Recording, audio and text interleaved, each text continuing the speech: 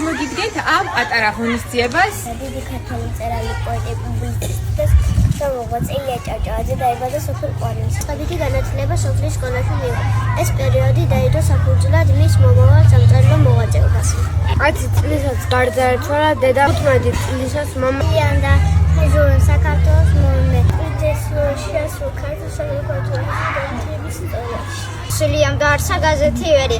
ქართული მიწა-წყალი დიდხანს დაიფარა გაყიდვისგან. დასავლური მოწა. ეკითხვის გამოცემებელმა საზოგადოებამ გადაწყვეტი როლი შეასრულა კონცეფტს გადარჩენაში. 1906 წელი არის მამა აირჩიეს სახელმწიფო საბჭოს წევრად. ილია ჭავჭავაძე გარდაიცვალა 1905 წელს. ჭავჭავაძის გარდაცვალებიდან 18 წელი შესრულდა.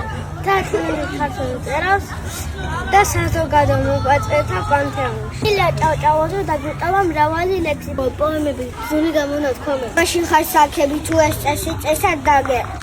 ყოველ დღესა შენსთავს უთხრა აბა დღეს მე ვის რა ვარ. გათმეული ისეგები ნაცრის შემზევცარი ქვეყნიერებაზე უბედური აღარიქ.